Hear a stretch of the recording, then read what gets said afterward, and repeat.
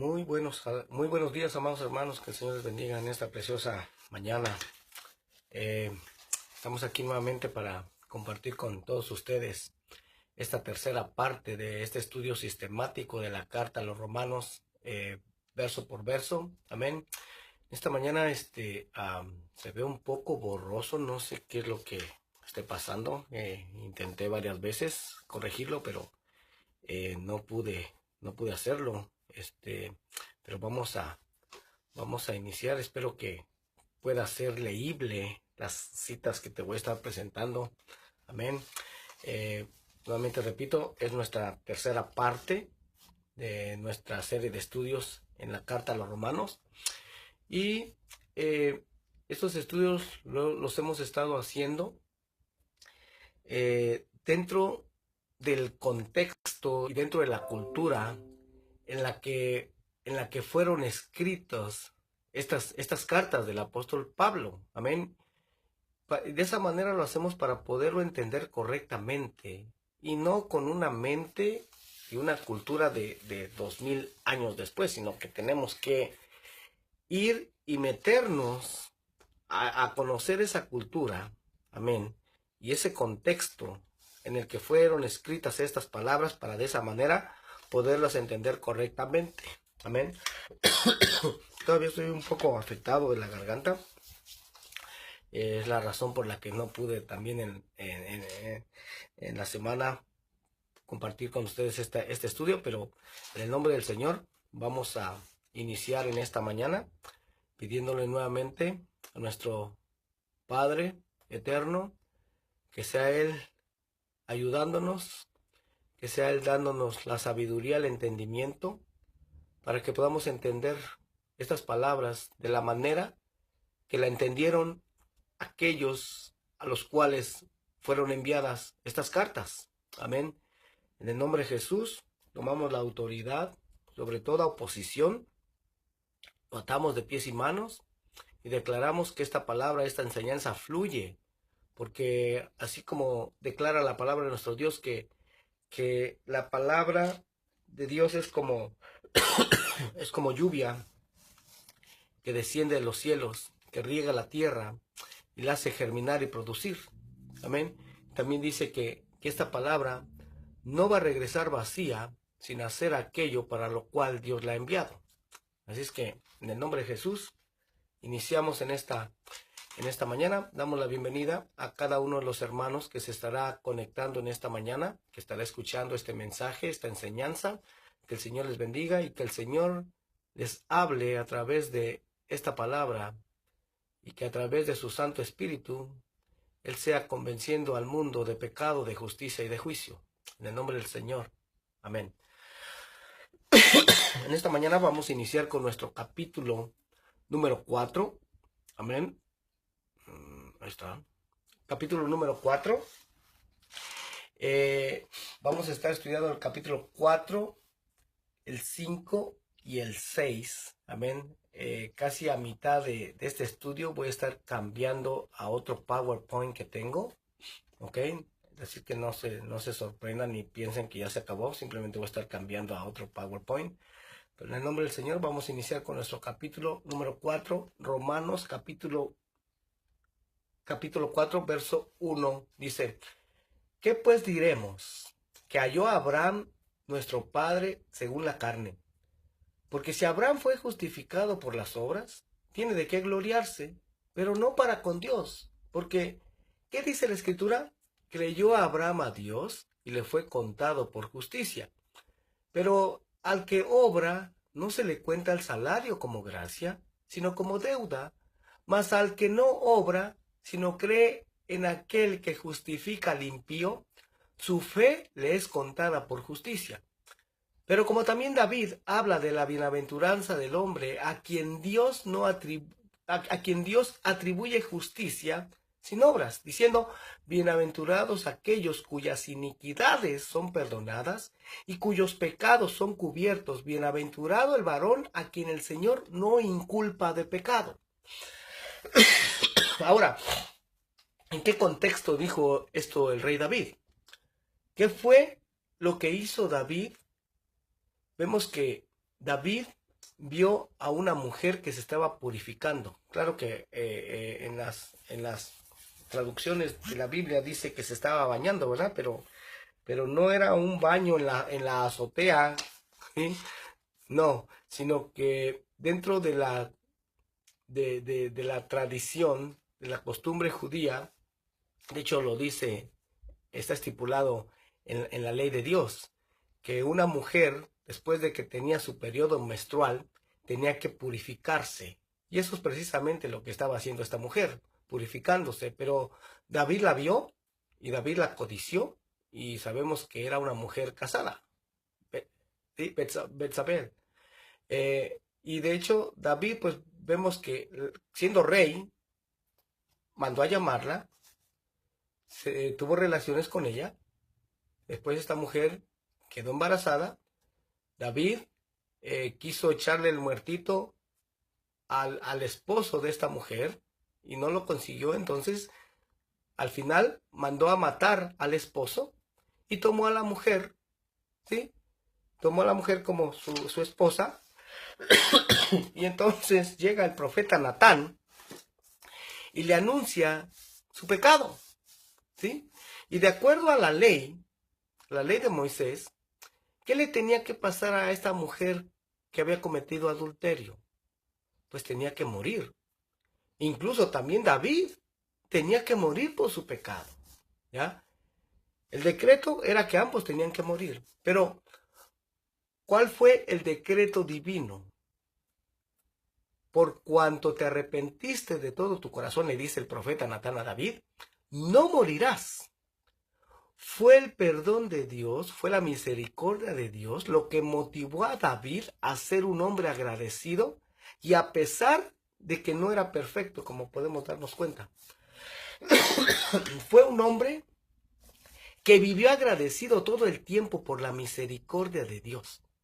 David fue un hombre que todo el tiempo reflexionaba en la misericordia de Dios, y si quieren conocer a un hombre profundamente enamorado de la misericordia de Dios, entonces lean los Salmos. Así que él comenzó a querer guardar la ley de Dios porque recibió el don gratuito del perdón.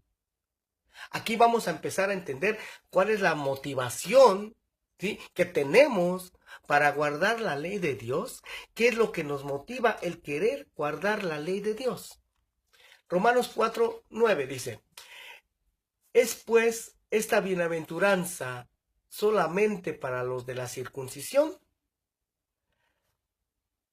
¿La dicha de la redención de la salvación es solamente para los de la circuncisión? ¿Para los que están en pacto? ¿Para los del pueblo de Israel? ¿O también para los de la incircuncisión, para los extranjeros, para los gentiles? Romanos 4:9 dice, la segunda parte dice, o también para los de la incircuncisión, porque decimos que a Abraham le fue contada la fe por justicia. ¿Cómo pues le fue contada?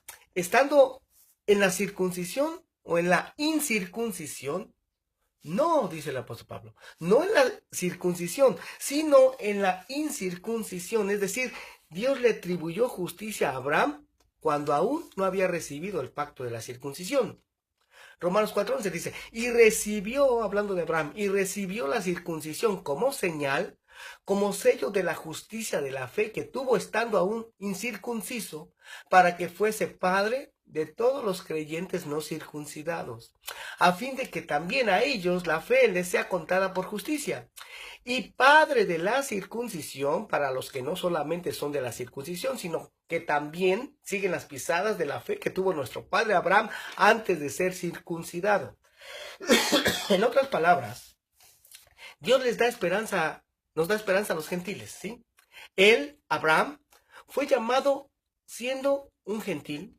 Recordemos que él vivía en Irak, ¿ya? Y Dios le llama y le dice que salga de su tierra, que deje la casa de su parentela, ¿ya? Y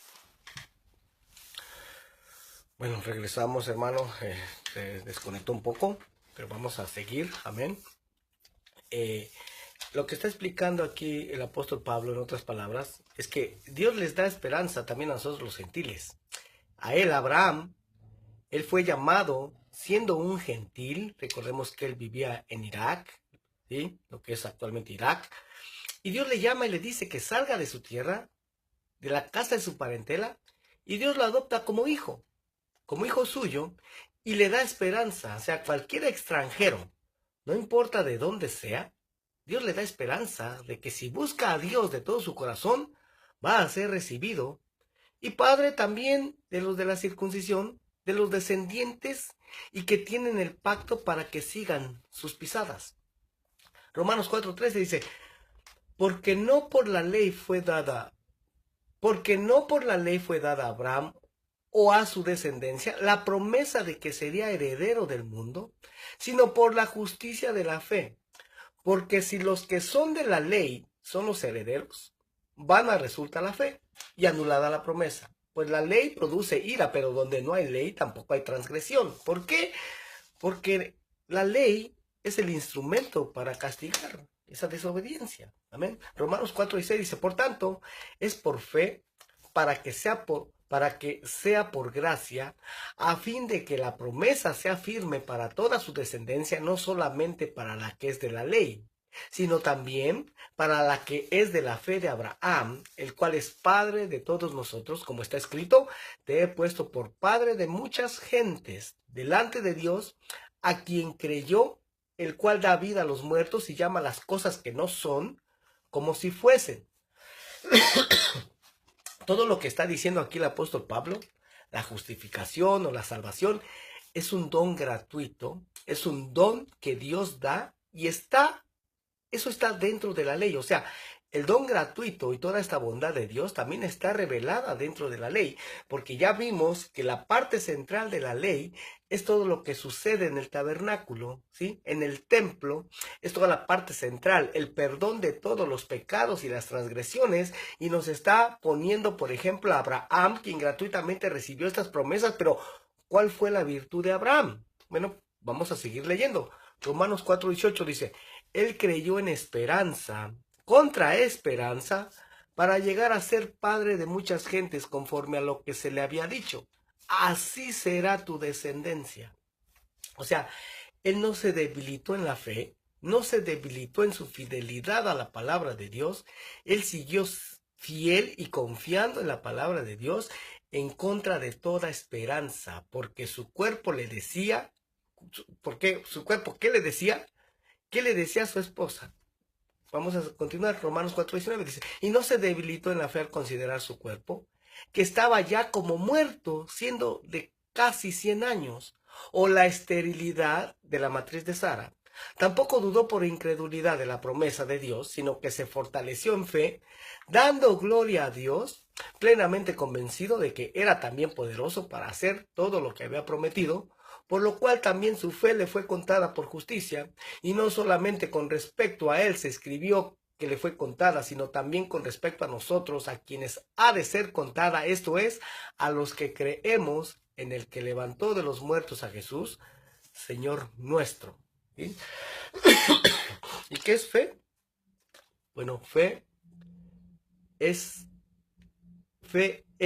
la convicción,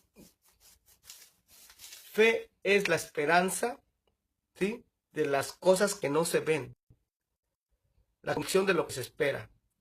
Amén. Después, fe es pues la certeza de lo que se espera y convicción de lo que no se ve. Amén.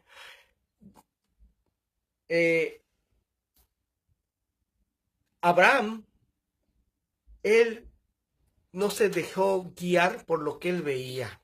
Amén, porque vemos que dice que ya estaba como muerto, o sea, su cuerpo ya había envejecido.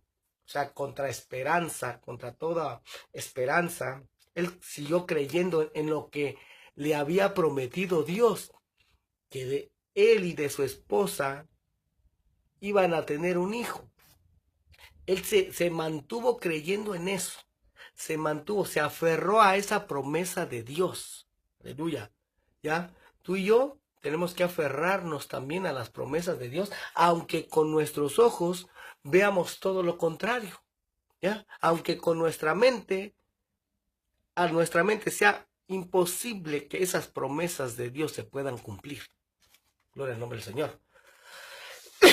Romanos 4:25 dice, el cual fue entregado por nuestras transgresiones y resucitado para nuestra justificación, hablando de Jesús. Es decir, dentro de la ley se explica el regalo del perdón. Y aquí se nos está explicando que el cuerpo de Jesús fue entregado por nuestras transgresiones y resucitado para nuestra justificación. Y vamos a ver que este era un plan que ya estaba establecido por Dios desde Génesis. Porque ¿en qué parte de la Torá, qué parte del Pentateuco, dice que el Mesías se presentaría 2 veces? Que el Mesías iba a ser rechazado y después sería recibido. Ya desde la genealogía de Génesis en capítulo 5, y al analizar el significado de estos 10 nombres de la genealogía, podemos ver el plan de redención divino. Déjame explicarte un poquito esto. Es decir, la salvación de Dios a través de Jesucristo no fue un plan B que tuvo Dios. No. Fue un plan eterno. Fue un plan que Dios ya había ideado desde el principio. Dice la Escritura que el Cordero que fue inmolado desde antes de la fundación del mundo, ¿sí? Vamos a examinar estos 10 nombres.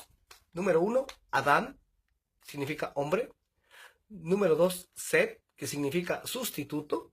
Número 3, Enos, que significa causa de mortalidad enviará. Número 4, Cainán, que significa comprar o adquirir. Número 5, Mahalalel, que significa exalta a Dios. Número 6, Yared, que significa desciende. Número 7, Enoch, que significa discipular, enseña. Número 8, Matusalén, que significa su muerte. Número 9, Lamec, que significa prominente. Y número 10, Noé, que significa reposo. Ahora, cuando ponemos todos estos significados de estos nombres juntos, mira lo que obtenemos. Si estudiamos los nombres y significados en hebreo de cada genealogía, nos llevaría muchas sorpresas, ¿sí? Nos llevaríamos muchas sorpresas. En Génesis 5 tenemos un ejemplo de esto. 10 nombres desde Adán hasta Noé. Adán, dice, engendró a Set, Set engendró a Enos, Enos engendró a Cainán, Cainán engendró a Mahalalel, Mahalalel engendró a Yared, Yared engendró a Enoch, Enoch engendró a Matusalén, Matusalén engendró a Lamec y Lamec engendró a Noé. Si traducimos estos nombres al hebreo y su significado, encontramos lo siguiente. Si leemos la frase que se forma, vemos que el Señor nos deja misterios para descubrir. Leamos. Hombre sustituto, causa de mortalidad adquiere, exalta a Dios, desciende, enseña, su muerte enviará prominente reposo. ¿Qué les parece? Hombre sustituto. ¿Quién será este hombre sustituto? El primer Adán, que después Dios enviaría a un postrer Adán, que vamos a ver en Romanos capítulo 5, en Adán todos morimos, en el postrer Adán todos seremos vivificados. Entonces, ¿quién será ese hombre sustituto? El hombre a quien Dios pone en lugar del que falló, del que desobedeció. ¿Quién será este hombre sustituto? Causa de mortalidad adquiere. Causa de mortalidad, él adquiere para sí. ¿Qué es lo que causa la muerte? Pues el pecado. El hombre sustituto adquiere el pecado, lo compra, exalta a Dios. ¿De qué manera exaltó a Dios? Descendiendo. Porque ¿cuál es la manera de exaltar a Dios? El que se humilla, dice la palabra, será exaltado.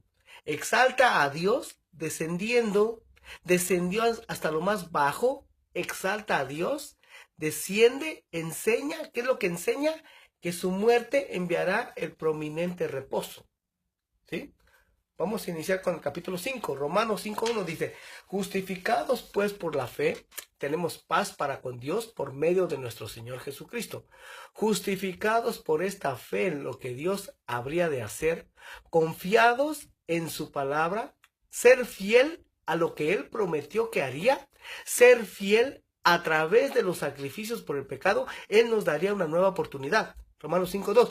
Por quien también tenemos entrada por la fe a esta gracia en la cual estamos firmes y nos gloriamos en la esperanza de la gloria de Dios.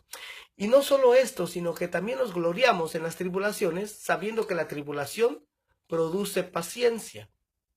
Romanos 5:4 dice, y la paciencia prueba, y la prueba esperanza, y la esperanza no avergüenza, porque el amor de Dios ha sido derramado en nuestros corazones por el Espíritu Santo que nos fue dado. Porque Cristo, cuando aún éramos débiles, a su tiempo murió por los impíos. O sea, los transgresores, un impío es un transgresor de la ley.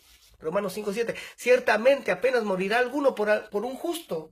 Con todo pudiera ser que alguno osara morir por el bueno, mas Dios muestra su amor para con nosotros en que, siendo aún pecadores, Cristo, que Cristo de hecho es el Mesías, porque el Mesías, la traducción es el ungido, el Mesías murió por nosotros, pues mucho más estando ya justificados en su sangre, por él seremos salvos de la ira. Gloria al nombre del Señor. Romanos 5:10. Porque si siendo enemigos fuimos reconciliados con Dios por la muerte de su Hijo, mucho más estando reconciliados seremos salvos por su vida. Y no solo esto, sino que también nos gloriamos en Dios por el Señor nuestro Jesucristo, por quien hemos recibido ahora la reconciliación. Por tanto, como el pecado entró en el mundo por un hombre, y por el pecado la muerte, así la muerte pasó a todos los hombres, por cuanto todos pecaron. Pues antes de la ley había pecado en el mundo, pero donde no hay ley, no se inculpa de pecado. ¿Por qué? Porque Adán y su descendencia pecaron. Pero vamos a ver que el pecado de Adán fue muy diferente al de su descendencia. Romanos 5:14 dice, no obstante reinó la muerte desde Adán hasta Moisés, aun en los que no pecaron a la manera de la transgresión de Adán. Es decir, Adán pecó de manera directa. ¿Por qué? Porque Dios se manifestó a él de una manera directa y él pecó directamente contra Dios, y de ahí en adelante toda su descendencia heredó esa inclinación al mal. Y aunque el pecado fue diferente en un sentido, de alguna manera heredó toda la inclinación al mal. Pero vamos a seguir leyendo, porque esta inclinación al mal, hermano, es lo que obligó a Dios a destruir la tierra con diluvio. Recuerden que él dijo que el hombre dice que siempre está inclinado hacia el mal. Amén. Romanos 5:14 dice, no obstante, reinó la muerte desde Adán hasta Moisés, aun en los que no pecaron a la manera de la transgresión de Adán, el cual es figura del que había de venir, pero el don no fue como la transgresión, porque si por la transgresión de aquel uno murieron los muchos, abundaron mucho más para los muchos la gracia y el don de Dios por la gracia de un hombre, Jesucristo. Verso 16. Y con el don no sucede como en el caso de aquel uno que pecó, porque ciertamente el juicio vino a causa de un solo pecado para condenación, pero el don vino a causa de muchas transgresiones para justificación. ¿Se entiende esto? ¿Cuál es el contraste? ¿Por qué es más grande lo que hizo Jesucristo? Porque un solo pecado trajo la condenación a muchos, pero en el caso de Jesucristo, muchas transgresiones se pagaron con la obediencia de uno solo. Fue más grande lo que hizo Dios al perdonar. Romanos 5:17 dice, pues si por la transgresión de uno solo reinó la muerte, mucho más reinarán en vida por uno solo, Jesucristo, los que reciben la abundancia de la gracia y el don de la justicia. Verso 18, así que, como por la transgresión de uno vino la condenación a todos los hombres, de la misma manera por la justicia de uno vino a todos los hombres la justificación de vida. Porque así como por la desobediencia de un hombre los muchos fueron constituidos pecadores, así también por la obediencia de uno los muchos serán constituidos justos. Pero la ley se introdujo para que el pecado abundase, mas cuando el pecado abundó, sobreabundó la gracia, para que así como el pecado reinó para muerte, así también la gracia reine por la justicia para vida eterna mediante Jesucristo, Señor nuestro. Es decir, cuando se añadió la ley, ¿qué fue lo que se hizo? Pues se añadieron más posibilidades de condenar al ser humano. Porque sin ley no hay transgresión. Porque si una vez que hay más leyes, significa que va a haber más pecado.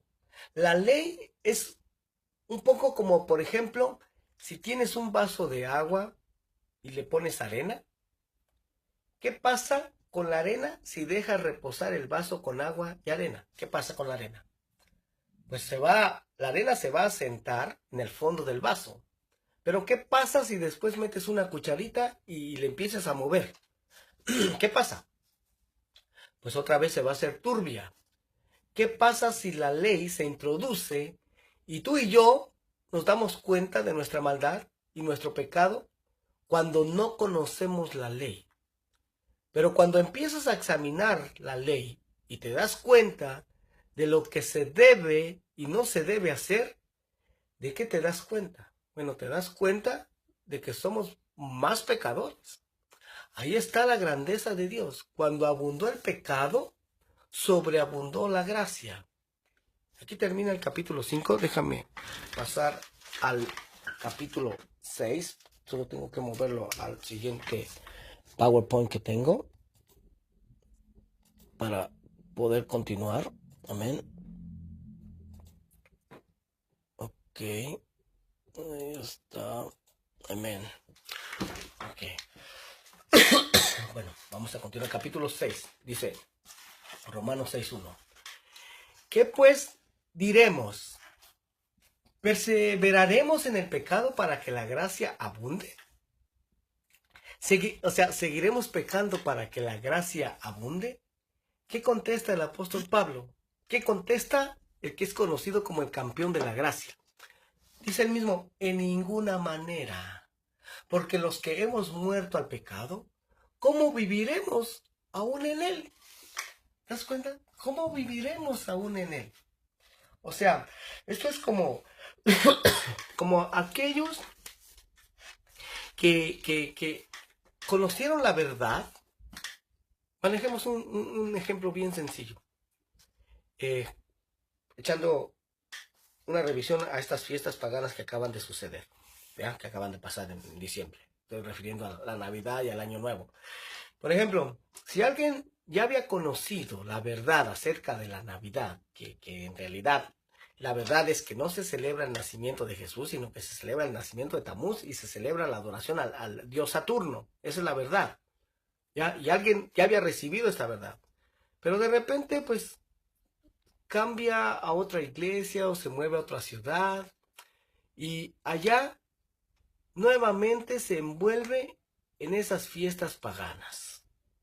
Oiga, nuevamente empieza a celebrar Navidad, empieza a celebrar Año Nuevo. Entonces, imagínate, dice el apóstol Pablo, en ninguna manera, dice, ¿cómo vamos a perseverar en el pecado? Porque los que hemos muerto al pecado, ¿cómo vamos a vivir aún en él? O sea, si eso ya lo había derribado, ¿cómo eso lo voy a volver a edificar nuevamente? Eso ya es contado como pecado, porque si antes lo hacías o lo hacíamos, pero lo hacíamos en ignorancia, no nos era contado como pecado. Pero si ahora, después de conocer la verdad, nuevamente esas cosas que ya habíamos derribado las volvemos a edificar, ahora sí nos es contado como pecado. ¿Ya?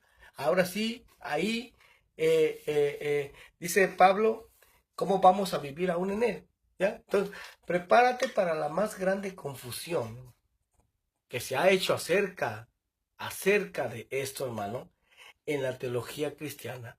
El mal entendimiento del concepto de lo que es gracia. Aquí viene la clave para entender cómo vivir en la gracia, porque vivir en la gracia es no vivir en pecado.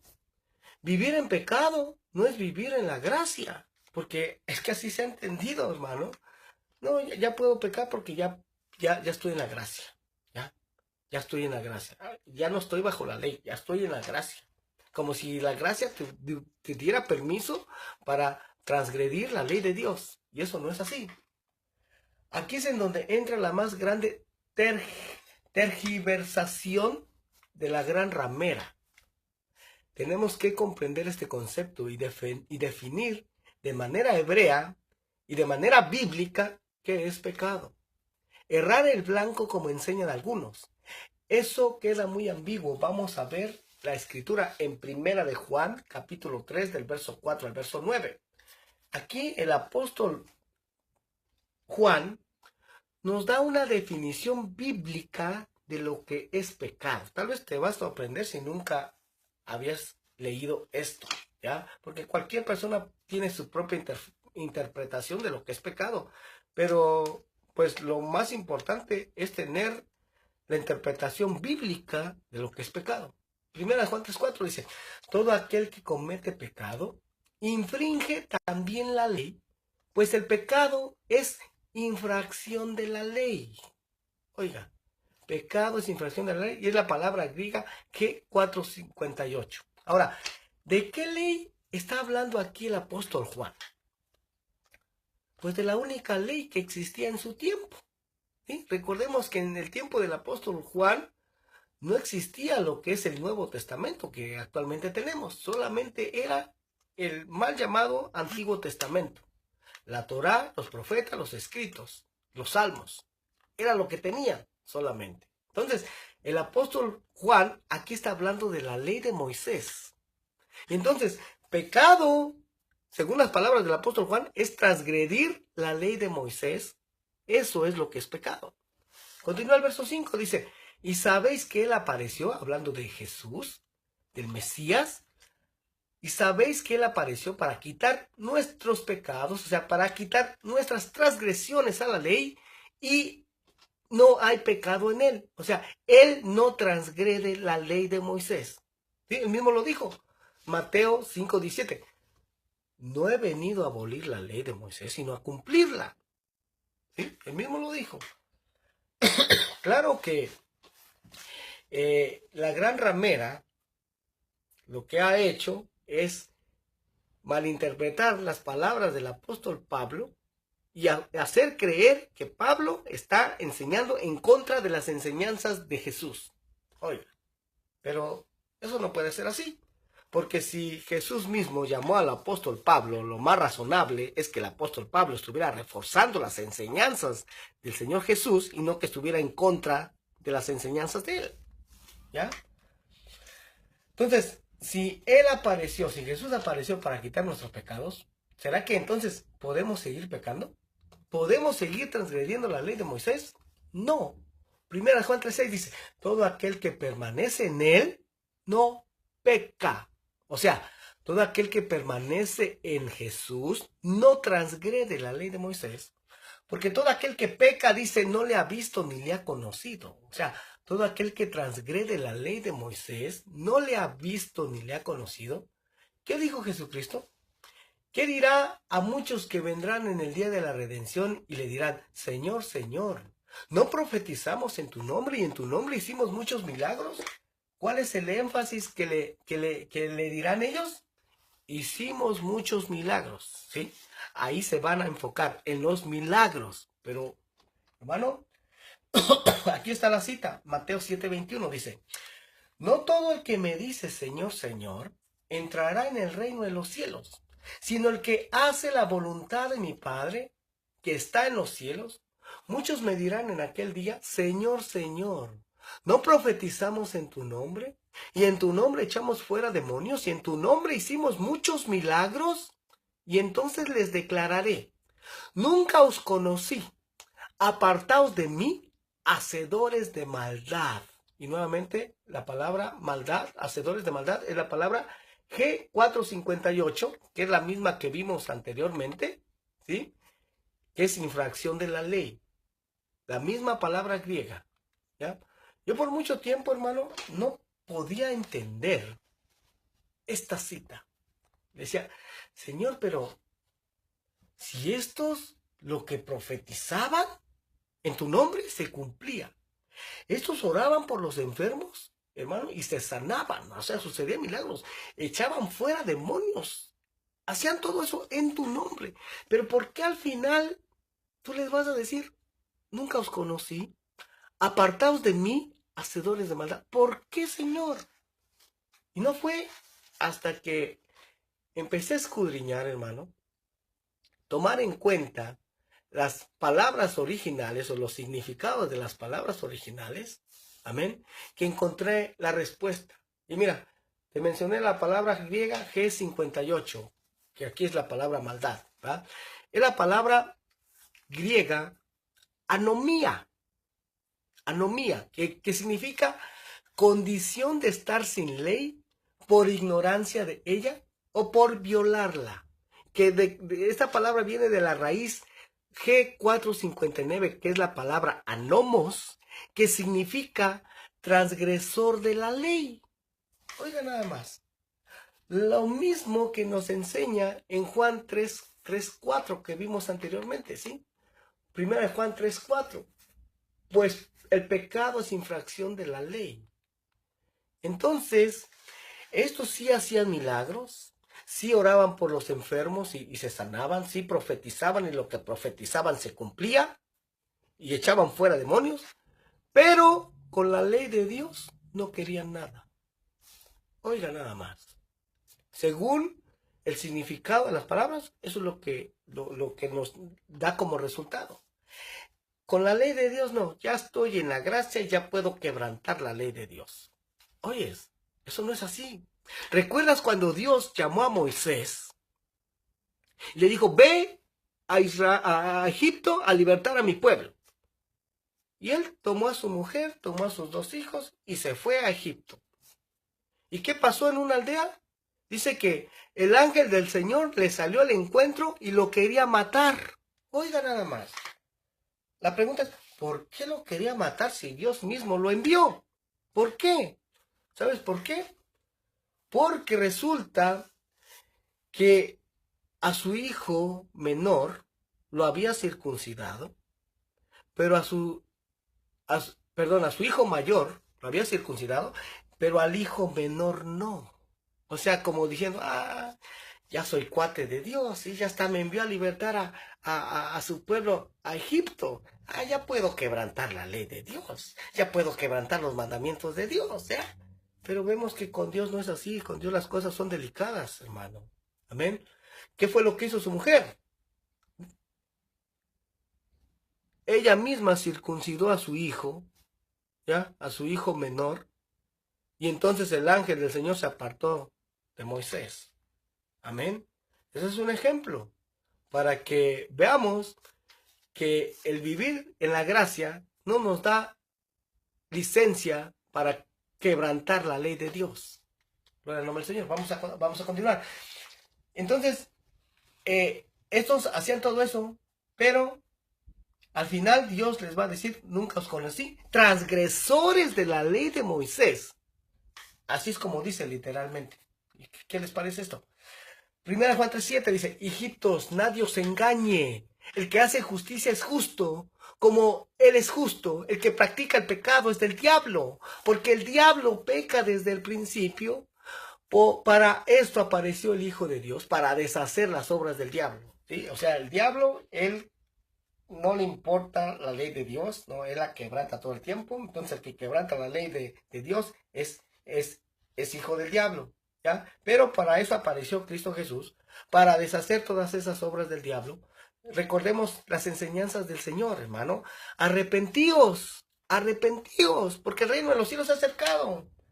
Mire, cada palabra griega, hermano, porque sabemos que el Nuevo Testamento, el Antiguo Testamento fue escrito primeramente en hebreo, después, como en el siglo III antes de Cristo, fue traducido al griego en la traducción Septuaginta que se llama. Y sabemos que el Nuevo Testamento supuestamente fue escrito en griego, pero si te pones a analizar, Jesús, el Señor Jesús, ¿qué idioma hablaba? Hebreo, arameo. ¿Ok? Las escrituras estaban escritas en hebreo. Amén. En hebreo, en Israel. Porque la Septuaginta fue escrita para aquellos judíos que vivían fuera de Israel, que no hablaban hebreo. Para ellos fue escrito esta versión de la Septuaginta. Amén. Pero en Israel, hermano, ahí se hablaba el hebreo. Ya las escrituras estaban escritas en hebreo. Entonces, y ponte a pensar, cuando Jesús se reunía a enseñar, ¿Tú crees que les hablaba, les enseñaba en griego? Y otra cosa importante, Jesús no está documentado que él haya escrito nada. Amén. O sea, sus enseñanzas eran orales. Tampoco estamos que sus discípulos ahí andaban tomando notas con su cuadernito, con su pluma, su lápiz. No, hermano, en ese tiempo no era fácil, no era sencillo, hermano. Es más, no existían ni cuadernos, ya, ni plumas así portátiles. Tenían que tener ahí su tinta aparte. Amén. O sea que todo esto ellos lo recibieron oralmente. Oralmente. Todos sus discípulos fueron judíos, hermano. ¿Ya? Todos fueron judíos. Es difícil de poder aceptar que los discípulos, y mismo Jesús, pudieran hablar griego.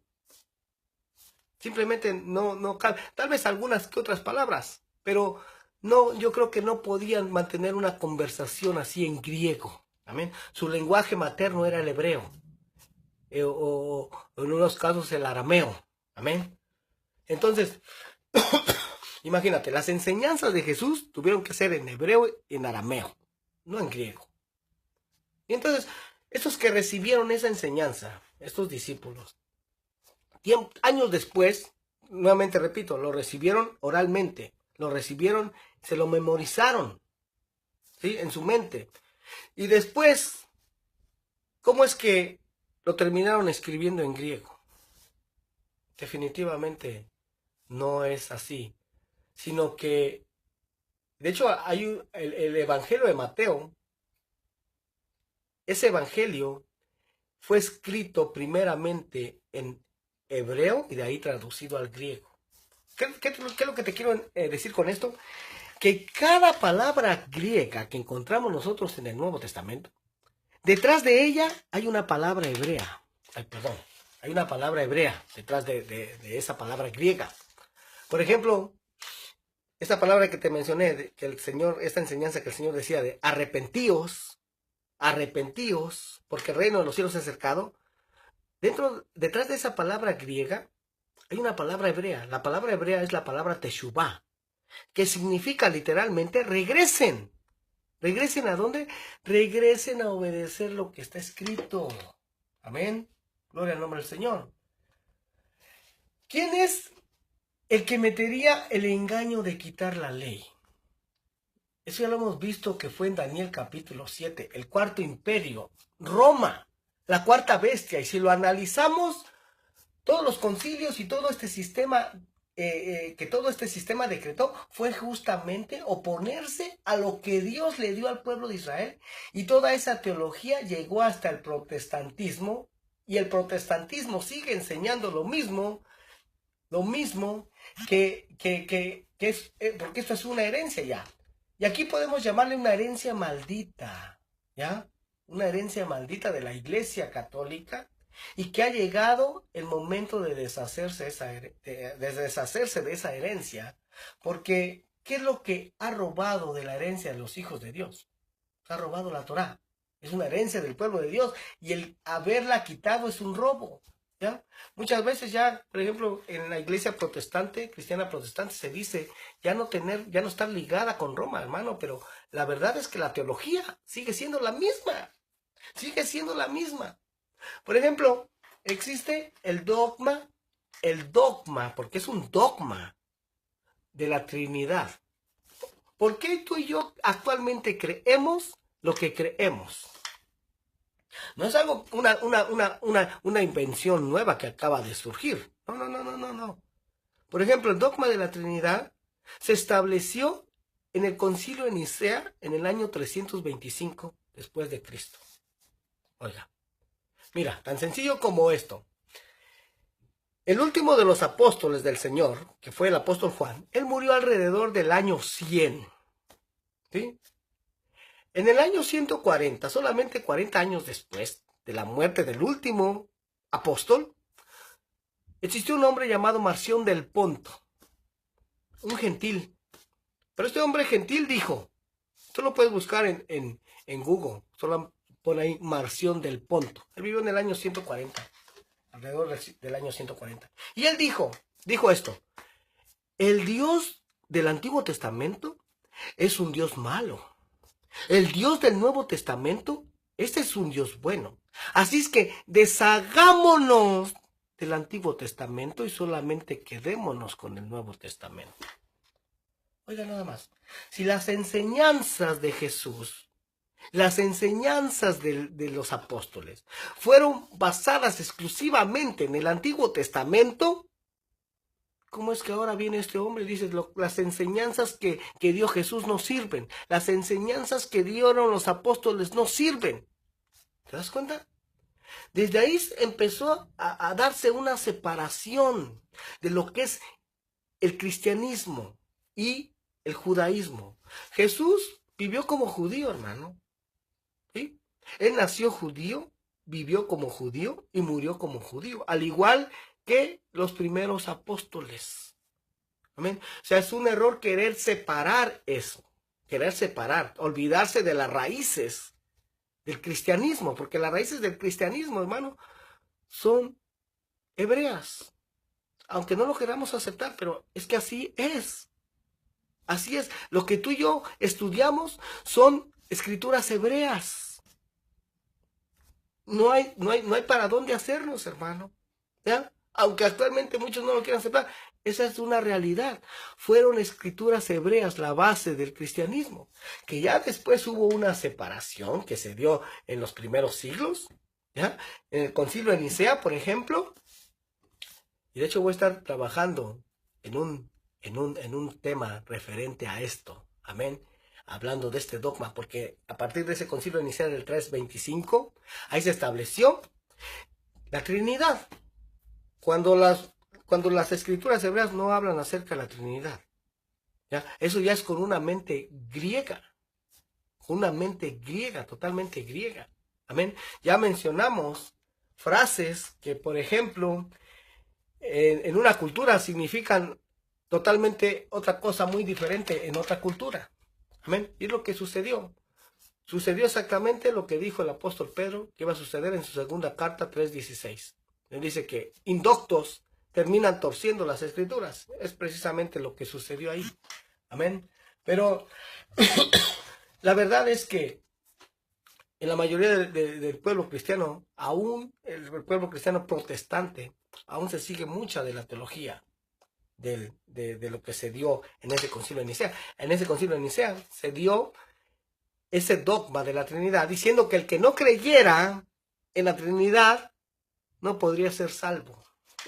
Oiga, nada más, ¿ya? Pero cuando alguien empieza a cuestionar todo esto, alguien empieza a decir, espérate. ¿Pero por qué creo esto? ¿Cuál es la base de esto? Y cuando empiezas a escarbar, hermano, cuando empiezas a escarbar y a darte cuenta de que ese no es un fundamento sólido, ahí se empieza a derrumbar todo eso. Amén. Por ejemplo, he mencionado otros ejemplos. ¿Cuántas personas han cuestionado dentro del cristianismo lo que se nos ha enseñado acerca de la muerte y resurrección de Cristo? Que Cristo murió un viernes por la tarde y resucitó un domingo por la mañana. Dígame usted, ¿cuántas personas han cuestionado eso? Muy pocas. Simplemente lo han tomado como si fuera una verdad absoluta y que no hay otra cosa fuera de eso. Pero cuando empiezas a escudriñar, por eso Jesús dijo, escudriñad las escrituras, porque en ellas os parece que está la vida eterna, y ellas son las que dan testimonio de mí. Entonces cuando empezamos a escudriñar, porque ¿qué es escudriñar? Indagar, hermano. Ir más adentro, ¿sí? Empezar a escarbar, y si empiezas a escarbar, hermano, vas a encontrar algo. Es lo que sucede con los arqueólogos, ¿sí? El terreno está, pero empiezan a escarbar y empiezan a encontrar tesoros. Aleluya. Eso es precisamente lo que sucede cuando empezamos a escudriñar, ¿sí?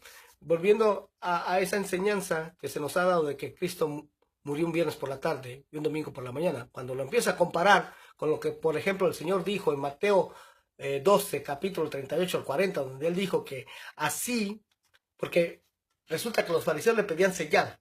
Danos señal, Señor. Esta generación mala y adúltera demanda señal, pero señal no le será dada sino la señal del profeta Jonás. Porque así como Jonás estuvo en el vientre del pez por 3 días y 3 noches, así estará el Hijo del Hombre en el corazón de la tierra por 3 días y 3 noches. Ahora, Cuando tú haces la cuenta, 3 días y 3 noches, y más si aparte tomas la escritura en Juan, donde Jesús dijo, ¿no tiene el día 12 horas? Y la noche viene cuando nadie puede trabajar. Ahí nos damos cuenta que el Señor comprendía que un día y una noche tenían 24 horas. Entonces, cuando sumas 3 días y 3 noches, ¿cuántas horas te da? 72 horas. ¿Y cómo se acomoda esas 72 horas a la enseñanza que hemos recibido de que Jesús murió un viernes por la tarde y resucitó un domingo por la mañana? Si ese lapso de tiempo solamente son 36 horas. ¿En dónde quedaron las otras 36 horas? Pero nuevamente, ¿quién cuestiona eso? Muy pocos. Muy pocos. Amén. Pero vamos a continuar. Entonces, todo aquel que es nacido de Dios, dice, no practica el pecado. O sea, todo el que es nacido de Dios, el que verdaderamente conoce a Dios, no va a transgredir la ley de Dios, no va a transgredir la ley de Moisés. Porque todo el que es nacido de Dios no practica el pecado. ¿Por qué? ¿Qué es el pecado? Ya vimos que es la transgresión de la ley de Moisés. No es una vida habitual, porque la simiente, la semilla de Dios permanece en él y no puede pecar, porque es nacido de Dios. Amén. Y cuando de repente nos encontramos quebrantando la ley de Moisés, ¿es por qué? Porque así hemos sido enseñados. Amén. Esta es la mala semilla que fue sembrada en nosotros. Gloria al nombre del Señor. ¿Qué vimos en la carta del apóstol Pedro? Que somos renacidos, dice, no de simiente corruptible, sino de incorruptible. Es su palabra dentro de nosotros la que nos evita pecar.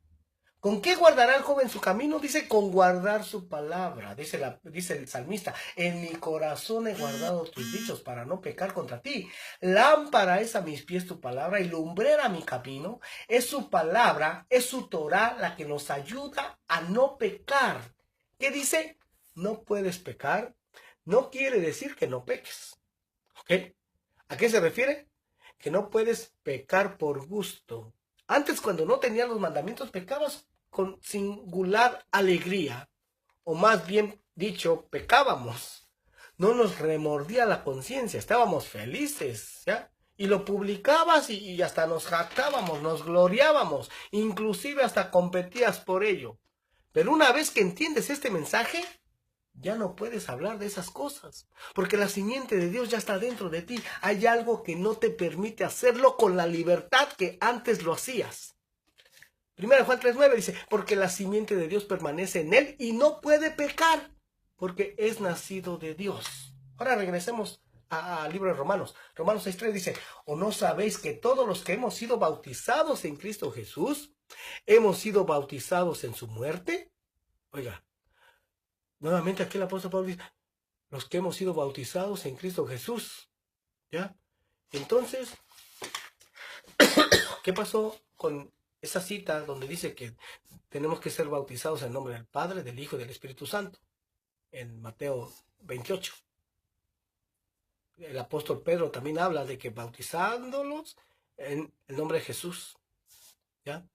Bueno, eso es parte, al igual que primera de Juan 5:7, eso se conoce como la coma juanina. ¿Qué es la coma juanina? Esta parte donde dice, porque 3 son los que dan testimonio en el cielo, el Padre, el Hijo y el Espíritu Santo. Esta frase no aparece en los códices más antiguos de las Escrituras. ¿Qué quiere decir esto? Que este texto fue manipulado por la Iglesia Católica, ¿sí? para fortalecer su teología. ¿Te das cuenta? Para fortalecer la teología o para respaldar la teología de la Trinidad. Porque, hermano, cuando los judíos fueron expulsados totalmente de Israel en el año 135, oiga, en el año 135, después de la muerte de Bar Kokhba, aquel que fue declarado como Mesías por un rabino llamado Akiva, fueron expulsados los judíos. Y Adriano, el emperador romano, Adriano, él fue ahí donde le cambió el nombre a a Israel, le cambió el nombre a Israel por el nombre del más antiguo enemigo del pueblo de Israel, que eran los filisteos. Y le cambió el nombre a Palestina, porque filisteos en latín se le llama Palestina.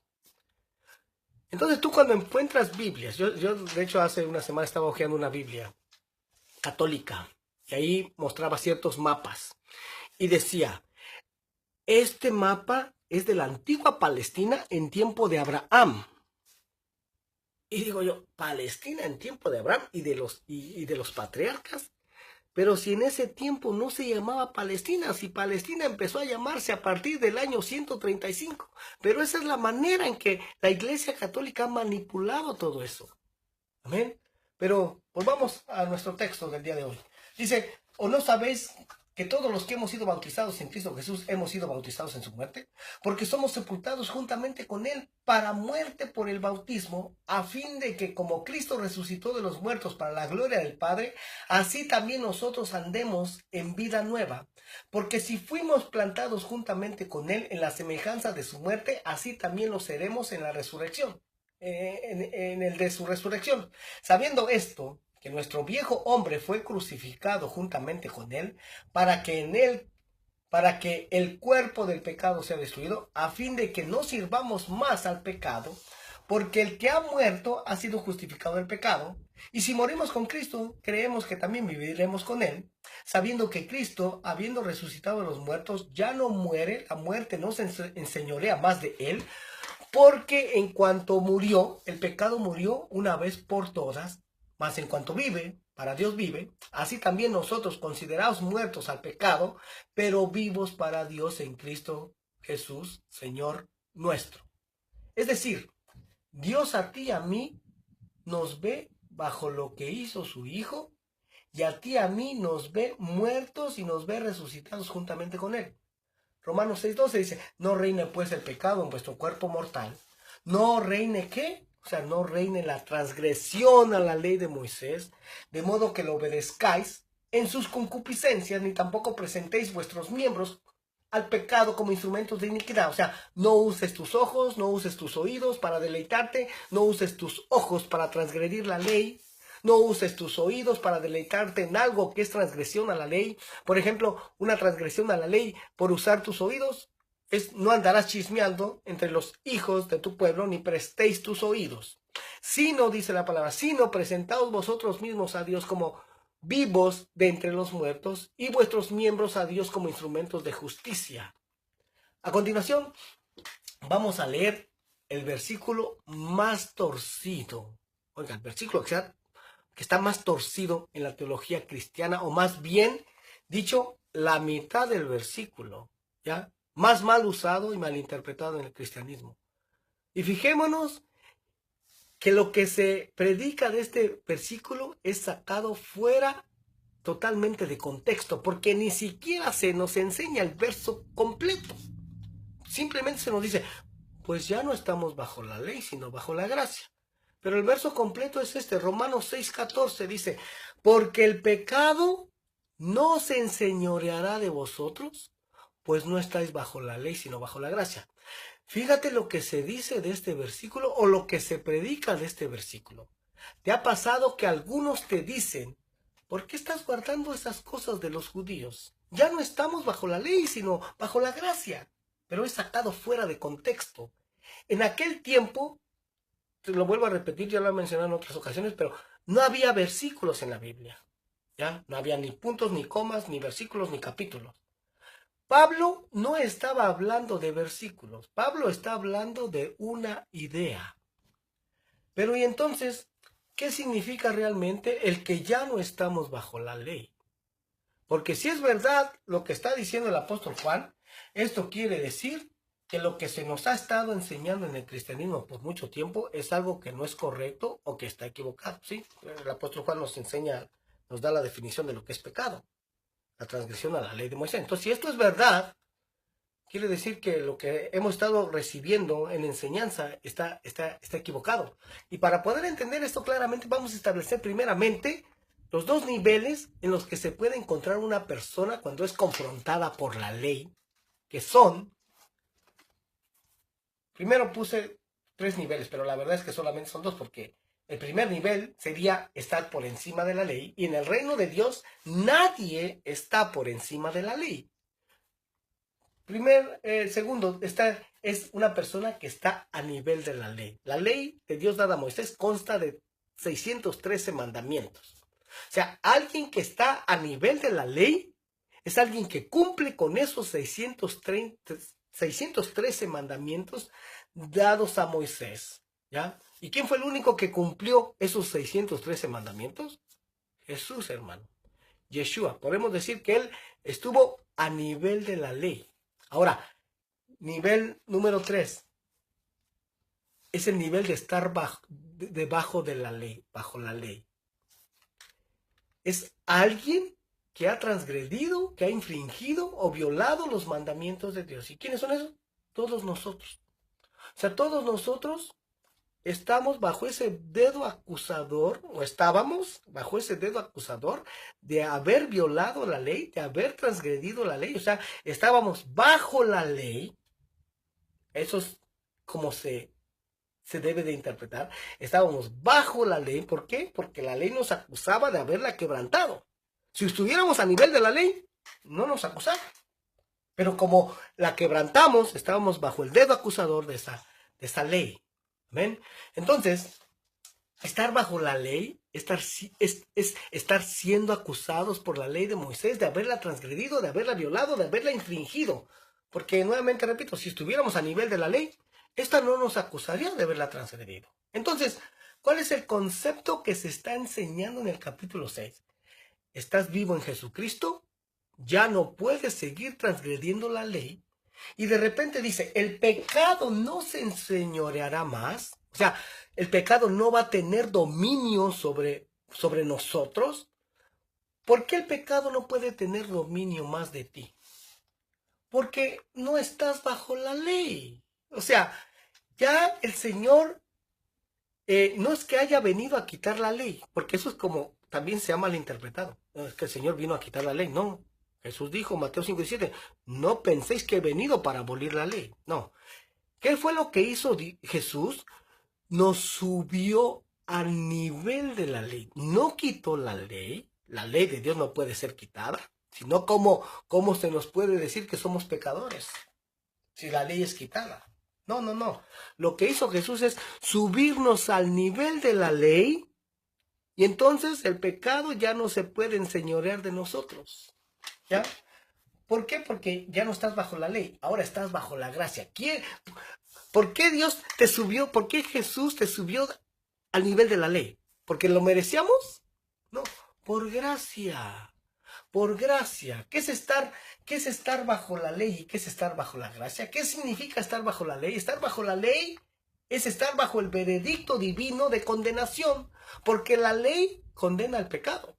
Estar bajo la ley es estar bajo el veredicto de culpable, estar bajo el dedo acusador de que eres culpable de haber transgredido esa ley. Entonces, ¿cuál era el resultado? Que tenías que morir. ¿Ya?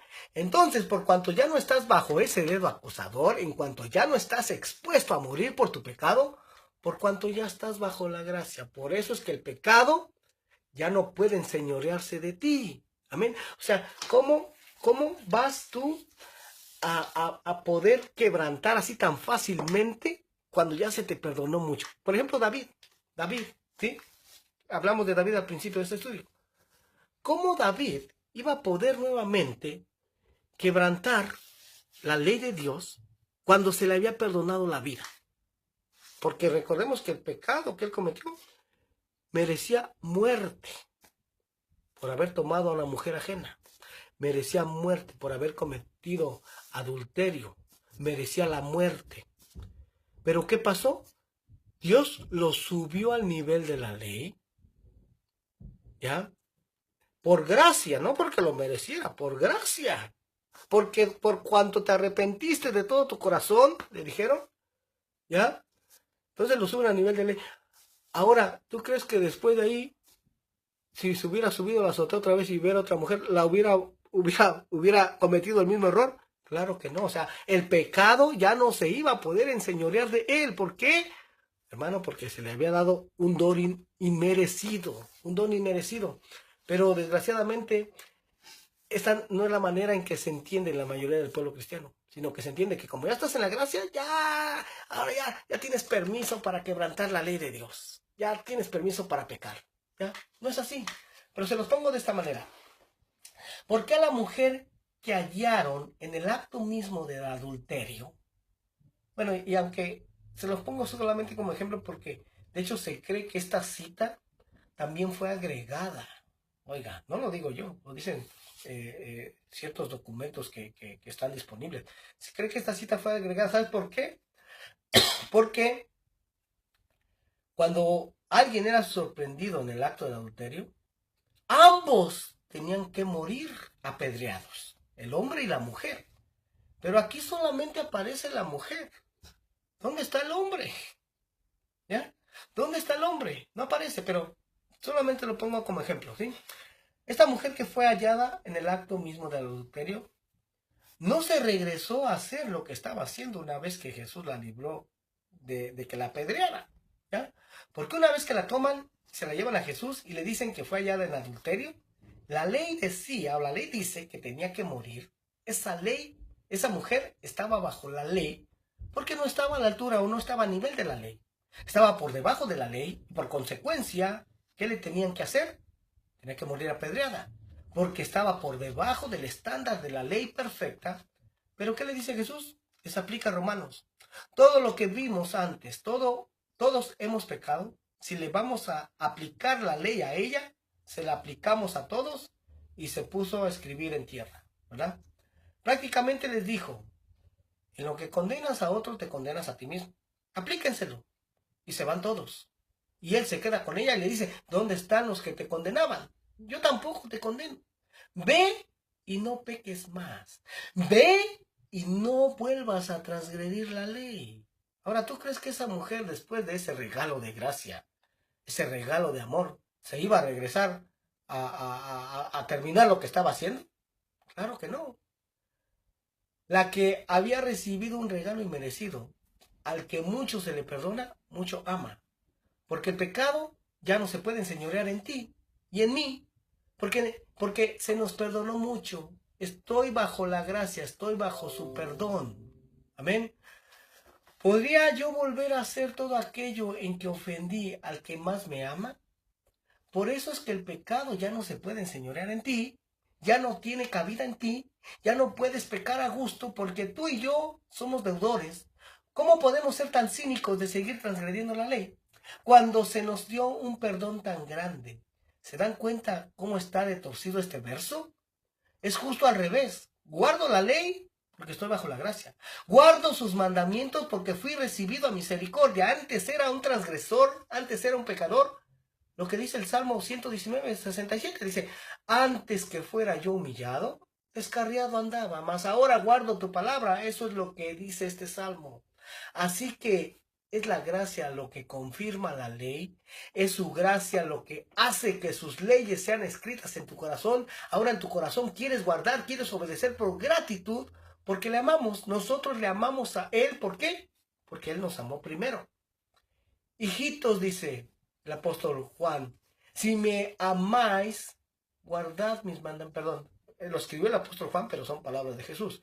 Hijitos, si me amáis, guardad mis mandamientos. Y mis mandamientos no son gravosos, no son como se nos han dicho, son pesadísimos. ¡Qué yugo tan pesado! Eso es falso, hermano, porque así se nos ha enseñado acerca de la ley de Moisés. Esos eran pesadísimos, un yugo tan pesado. Eso es falso, es mentir. El vivir con los yugos de los hombres, esos sí son pesados y gravosos. Pero vivir conforme al yugo que el que me pone es fácil y ligera su carga, eso es fácil. ¿Quedó claro por qué el pecado ya no puede tener autoridad en nosotros? Porque estamos bajo la gracia. Romanos 6:15. ¿Qué pues? ¿Pecaremos porque no estamos bajo la ley, sino bajo la gracia? Ah, bueno. Puedo seguir pecando porque Él ya me liberó del castigo. Puedo seguir pecando porque de todos modos ya me perdonó. ¿Qué dice? En ninguna manera. Romanos 6:16, ¿no sabéis que si os sometéis a alguien como esclavos para obedecerle, sois esclavos de aquel a quien obedecéis? Sea del pecado para muerte, o sea de la obediencia para justicia, pero gracias a Dios que aunque eras esclavos del pecado, habéis obedecido de corazón a aquella forma de doctrina a la cual fuisteis entregados. El pueblo de Israel es sacado de Egipto y su gratitud por haber salido de la esclavitud tenía que promover en ellos el que siguieran el pacto con gratitud. Romanos 6:18 dice, y libertados del pecado, vinisteis a ser siervos de la justicia. Hablo como humano, porque vuestra humana debilidad, que así como para iniquidad presentáis vuestros miembros para servir a la inmundicia y a la iniquidad, así ahora para santificación presentad vuestros miembros para servir a la justicia. ¿Y qué es la justicia? Pues vivir conforme a sus mandamientos. Romanos 6:20. Porque cuando eras esclavos del pecado, eras libres acerca de la justicia. Pero, ¿qué fruto teníais de aquellas cosas de las cuales ahora os avergonzáis? Porque el fin de ellas es muerte. Mas ahora que habéis sido libertados del pecado y hechos siervos de Dios, tenéis por vuestro fruto la santificación. ¿Para qué son dados los mandamientos? Pues para consagrarnos, ¿sí? Para que seamos diferentes a todos los demás, porque en el momento en que empiezas a vivir conforme a los mandamientos de Dios, eso te va a hacer diferente en cada aspecto de tu vida. Se va a notar en lo que comes, en cómo te relacionas con tu esposa, con tus hijos, y como fin, la vida eterna. Cuando sacó al pueblo de Israel, cuando Dios sacó al pueblo de Israel de Egipto, los llevó al Sinaí. Igual la salvación al recibir a Cristo no termina allí. El señorío, la autoridad del Mesías, no termina ahí. Fuimos salvos para buenas obras, las cuales dice que Él preparó de antemano para que anduviésemos en ellas. Por gracia somos salvos por medio de la fe. Ya vimos que fe es fidelidad, no por obras, pues es un don de Dios para que nadie se gloríe, pero somos hechura suya, creados en Cristo Jesús para buenas obras, las cuales dice que Él preparó de antemano para que anduviésemos en ellas. Romanos 6:23 dice, porque la paga del pecado es muerte, mas la dádiva de Dios es vida eterna en Cristo Jesús, Señor nuestro. O sea, Padre, te damos gracias por esta parte doctrinal tan profunda, tan intensa, pero que nos muestra cuál es la razón por la cual queremos obedecer tus mandamientos. Queremos obedecer que tú nos digas, nos sacaste de una vida de esclavitud, de muerte, y nos diste vida juntamente con el Mesías. Y es tu gracia, es tu bondad la que nos guía al retorno a las instrucciones. Y te ruego que este mensaje fluya y corra como las aguas cubren la mar, Señor, y que seamos luz a las naciones y traer a las naciones a la obediencia, al pacto en el cual tú quitarás el corazón de piedra y nos darás un corazón de carne para que andemos en tus mandamientos. Bendito seas por ello, Padre, en el nombre de Yeshua, en el nombre de Jesús. Aquí termina nuestro estudio del día de hoy, hermanos. Es un privilegio para mí estar compartiendo estas enseñanzas, en el cual aprendemos muchas cosas, hermano, y nos damos cuenta que no es de la manera en que hemos sido enseñados por muchos años, pero es bíblico porque dice la palabra del Señor en Hebreos 3:21, que al final de los tiempos todas las cosas iban a ser restauradas como eran en un principio. Así es que el Señor les bendiga en esta preciosa tarde. Aquí está mi información. Si alguien desea acompañarnos en nuestros estudios en vivos, nos reunimos los domingos a partir de las 10 de la mañana. Los lunes tenemos discipulado a las 7:30 de la noche, al igual que los viernes, también a las 7:30 de la noche, discipulado para niños, para jóvenes. Mi teléfono es el área 323-595-6357. Mi correo electrónico es celestialvision12373@gmail.com. Si alguien tiene alguna pregunta, alguna duda o alguna necesidad de oración, no duden en contactarme. Amén. Que el Señor les bendiga y que disfruten el resto de este día. Bendiciones. Estaremos escuchándonos nuevamente muy pronto, si Dios quiere, a la mitad de semana. Bendiciones. Adiós.